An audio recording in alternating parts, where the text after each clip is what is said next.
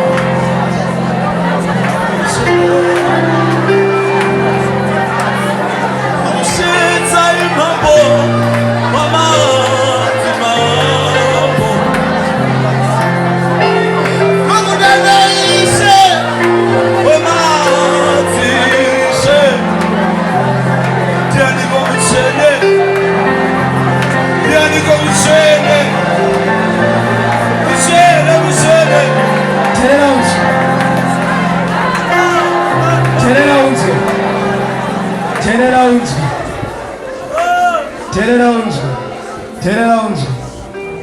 Simuka netsoka dzako terera unzi. Simuka netsoka dzako terera unzi. Terera unzi. Ndawani inzwi. Kune vajaira. Kune vanyanya. Ngazvimumbira. Haleluya. Vanhu vanokanda CD yako side vanyanya. Ngazvimumbira.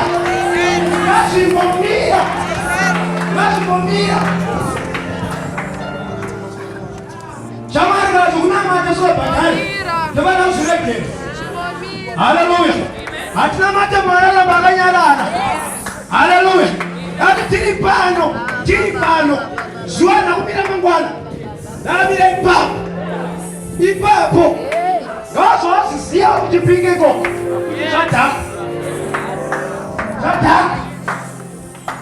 Zatako. Haleluya. Zatako.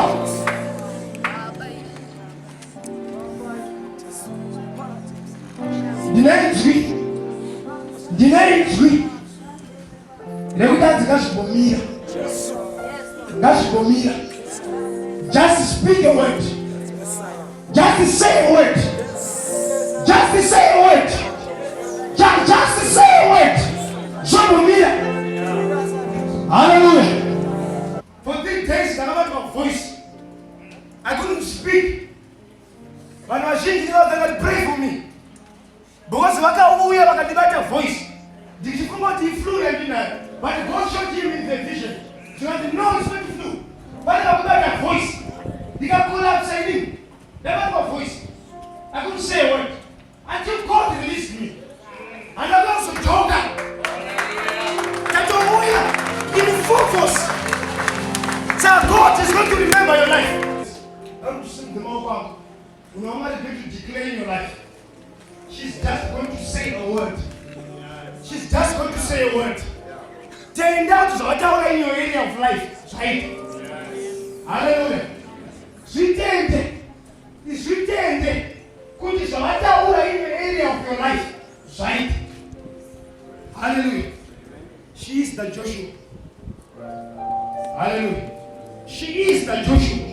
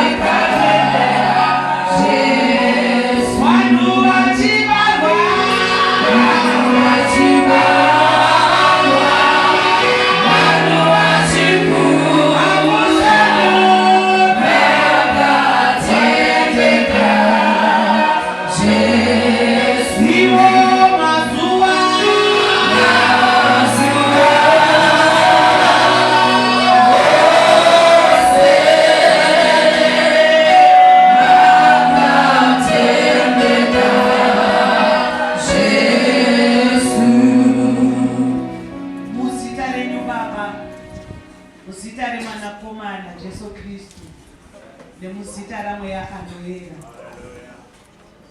Tiri kuda kukutendai Mwari mangwanani ano nesesheni ino yamaratidza simba renyu neukuru hwenyu kune isu. Mazvita nekushandisa mwana wenyu nemutoo unoshandisa kutizivisa mabodo okudenga tine kuda kwesimba riri muizwi zvinoitikika muupenyu hwedu. Mationesa baba wedu wekudenga kuti patinouya kunemwi dambudziko rangu rinova dambudziko renyu, maissues edu Mwari anova maissues enyu.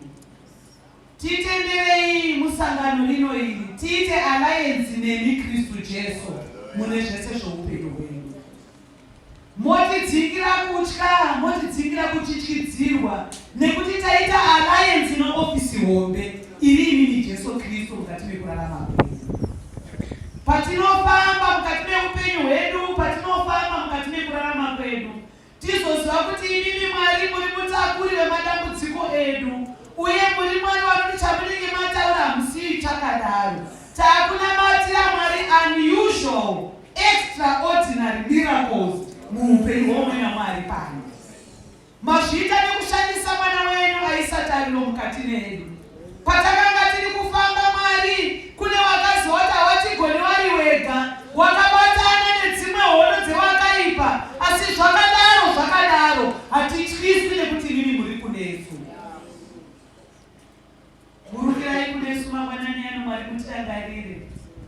Ndiri kunamatira Mwari zvakadiwa newa wenyu zvidzoreredzwe. Dzidzo dzevana wedu Mwari dzidzoreredzwe.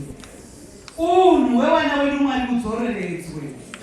Mazvita nekutionesa kuti kunyange nesimba rakanga rakagara pamusoro paJoshua akakwanisa kuti mimi tenzi ndakuadhiresa kunyange nechaiswa kwete lova, kwakuti mwedzi nezuva chimbomira uri pauri ipapo.